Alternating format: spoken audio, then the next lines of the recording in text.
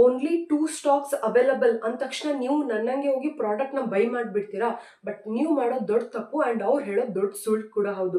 ಯಾಕಂದರೆ ಒಂದು ವ್ಯಕ್ತಿಗೆ ಯಾವಾಗ ಅನಿಸುತ್ತೆ ಸ್ಟಾಕ್ ಕಡಿಮೆ ಇದೆ ಅಂದ ತಕ್ಷಣ ಅವನಿಗೆ ಅದೇ ಪ್ರಾಡಕ್ಟ್ ಬೇಕಾಗುತ್ತೆ. ಬಿಕಾಸ್ ಅವನು ಹಲವಾರು ಕ್ವಶನ್ಸಿಗೆ ಒಳಪಡ್ತಾನೆ. ಫಾರ್ ಎಕ್ಸಾಂಪಲ್, ಈ ಕಲರ್ ಮತ್ತೆ ಸಿಗಲಿಲ್ಲ ಅಂದರೆ, ಈ ಸ್ಟಾಕ್ ಮತ್ತೆ ಬರಲಿಲ್ಲ ಅಂದರೆ, ಪ್ರೈಸ್ ಜಾಸ್ತಿ ಆದರೆ ಏನು ಮಾಡೋಣ ಅಂತೇಳಿ ಅವನು ಆರ್ಡ್ರನ್ನ ಪ್ಲೇಸ್ ಮಾಡಿಬಿಡ್ತಾರೆ.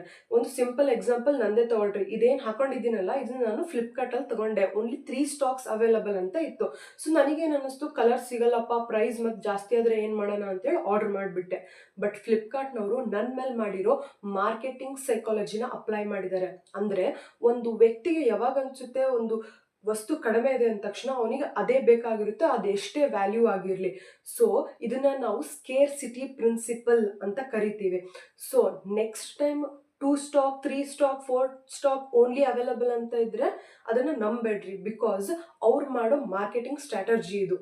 ಸೊ ಇಂತಹ ಸಿಂಪಲ್ ಟಾಪಿಕ್ನ ಸಿಂಪಲ್ ವೇ ಒಳಗೆ ಅರ್ಥ ಮಾಡಿಸ್ಬೇಕಾ, ನನ್ನನ್ನು ಸಿಂಪಲ್ ಆಗಿ ಫಾಲೋ ಮಾಡಿ.